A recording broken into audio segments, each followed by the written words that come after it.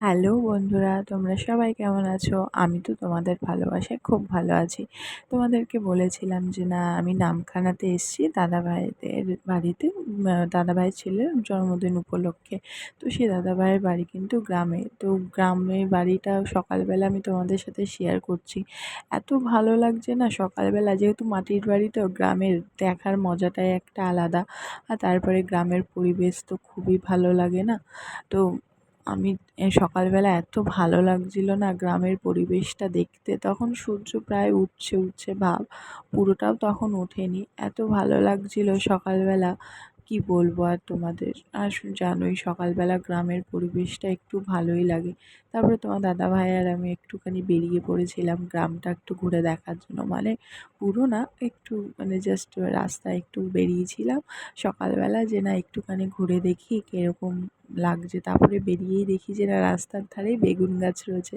আবার বেগুন গাছে দেখো বেগুনও হয়েছে। কী যে ভালো লাগছিল! তোমার দাদাভাই বলছে কি, এখান থেকে একটা ছিঁড়ে নেবো? আমি বলছি না, না, এখান থেকে একদম ছিঁড়ো না, লোকের গাছ কেন ছিঁড়তে যাবে?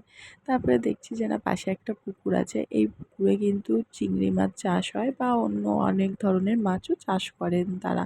গ্রামের মানে যাদের পুকুর তারা কিন্তু এটা চাষ করে। তো ওইখানে আরেকটাও পুকুর আছে, দুপাশে দুটো পুকুর আছে পরপর। তো দুটো পুকুরেই তারা আর কি, যে চিংড়ি মাছটা তো চাষ হয়, তার সাথে আরও যেসব মাছ চাষ করেন তারা, সেটা কিন্তু আমি আর জানি না।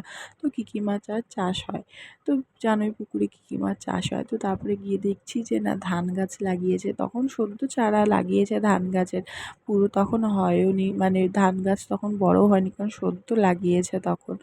আর এই যে তাই দেখছি একটা ছাগল, আমার তো ছাগল দেখলেই খুব ভয় করে, কিন্তু তোমার দাদাভাই বলছে দেখো ছাগলটা কত কিউট লাগছে। আমি বলছি হ্যাঁ, হ্যাঁ, ছাগলটা তো কিউট লাগবেই। তারপরে এই বলতে বলতে আমাদের কিন্তু গাড়ি চলে এসেছিলো। তারপরে আমরা গাড়িতে উঠে সবাই কিন্তু চলে যাচ্ছি গঙ্গাসাগরের উদ্দেশ্যে। গঙ্গাসাগর বলতে আমরা যাচ্ছি কপিলমুনির আশ্রমে। এই যে আমরা যে দাদাভাইদের বাড়িতে এসেছিলাম, সেই দাদাভাইরাও যাবে বলেছিল। তো আমাদেরকেও বলেছিল যে না তোমরা যদি যাও তাহলে আমাদের সাথে যেতে পারো। তো আমরাও বলেছিলাম হ্যাঁ ঠিক আছে যাবো। আমাদের প্ল্যান ছিল যে না যাবো, কিন্তু দাদাদের সাথে যে যাবো সেটার কোনো প্ল্যান ছিল না। যেহেতু দাদারাও বলেছে যাবে, তো সেই কারণে আমরাও বললাম তাহলে ঠিক আছে চলো। এই বলতে বলতে কিন্তু আমরা বাস স্টপে চলে এসেছি।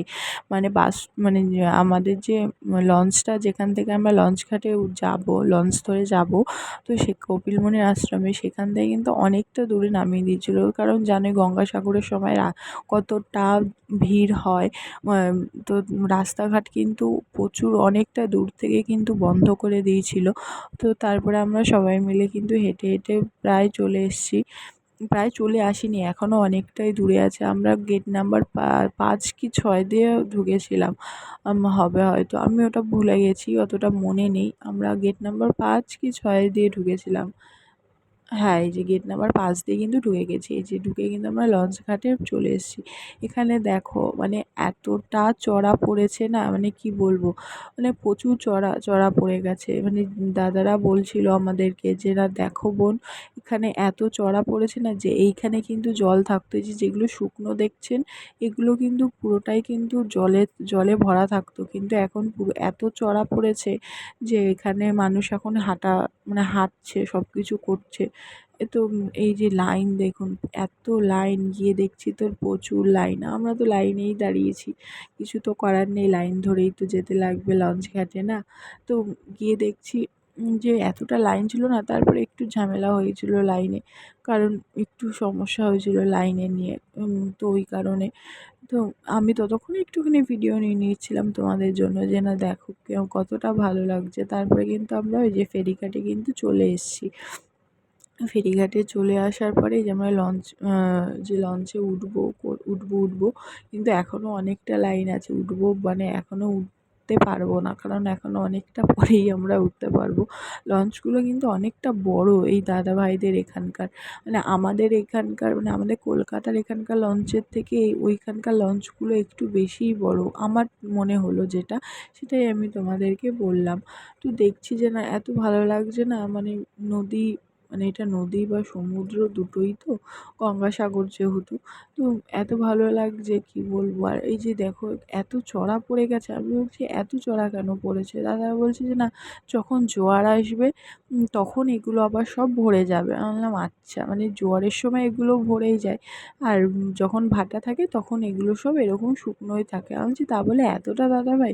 ওই যে দাদাভাইদের বাড়িতে আমরা গেছিলাম, ওই দাদাভাই বলছে হ্যাঁ বোন, এই জায়গাগুলোতে এরকমই হয়, মানে যত মানে জোয়ার আসবে, জোয়ার আসলে এগুলো একটু একটু ভরে যায়, কিন্তু পুরোটাও ভরে না, যতটা ভরার মানে অল্পই পরিমাণে ভরে, আর বেশি ভরে না।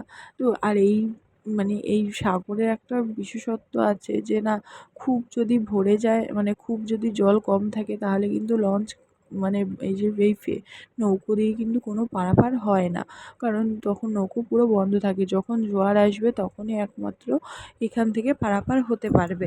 তো সেটার জন্য একটা টাইমিং আছে, এই দাদাভাইরা বলেছিল, বাট আমি সেটা ভুলে গেছি কোন টাইমিংয়ের মানে যেহেতু জোয়ারের টাইমিং জানোই যে না কটার থেকে কটা, তো জোয়ারের টাইমিংয়েই কিন্তু তখন লঞ্চঘাট ছাড়া হয়। যেহেতু এখন গঙ্গাসাগরের মেলা চলছে, তার জন্য কিন্তু এই মরা গঙ্গা থেকে পলি তুলে অনেকটা দূরে ফেরিঘাটটা করেছে, যাতে 24 ঘন্টায় এখানে লঞ্চঘাট পারাপার হওয়া যায়। তো তার জন্য মানে সরকার থেকে অনেকটাই হেল্প করছে, কারণ হেল্প না করলে তো হবে না, যেহেতু গঙ্গাসাগরের মেলা না।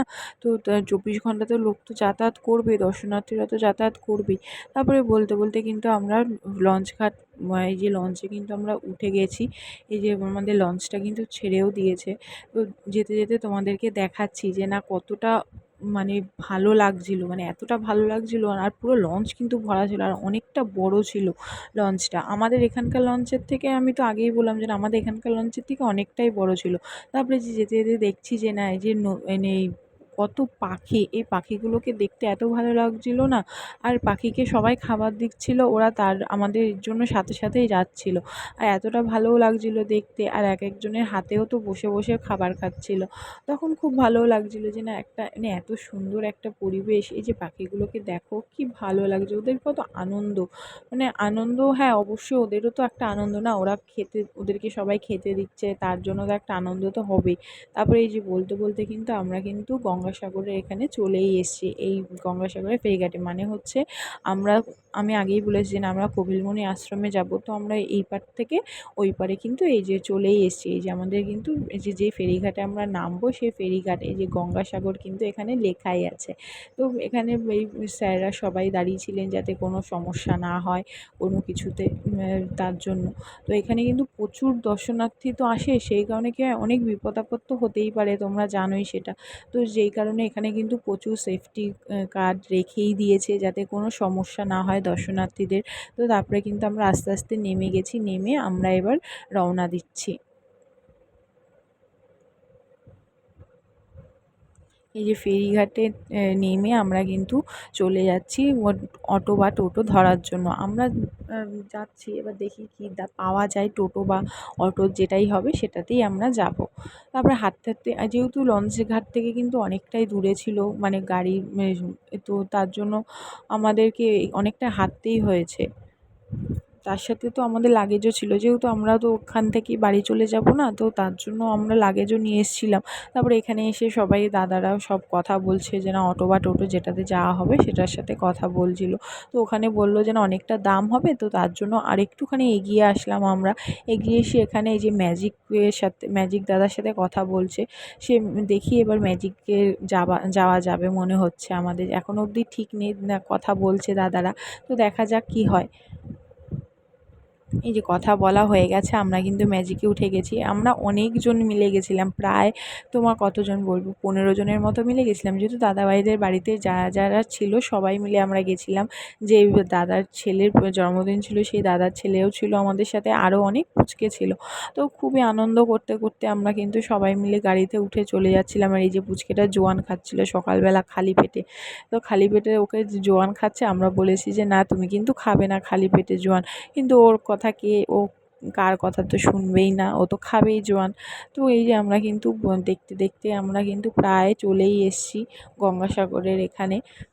আমরা এবার কিন্তু ম্যাজিক থেকে নেমে যাব। ম্যাজিক থেকে এখনও নামবো না। প্রথমে ভেবেছিলাম আমাদেরকে ওখানে নামিয়ে দেবে, তারপরে বললাম যে দাদা আমাদেরকে একটু ভেতরে নামিয়ে দাও, যেহেতু অনেকটা তো দূরেই আমাদেরকে গাড়ি দাঁড় করাচ্ছ। তারপরে দাদারা বলে তারপরে অনেকটা ভেতরেই নিয়ে চলে এসেছে। এই যে আমরা কিন্তু কপিল মুনির আশ্রমে চলেই এসেছি। এই যে এখানে কিন্তু আমাদেরকে নামিয়ে দিয়েছে ম্যাজিক থেকে।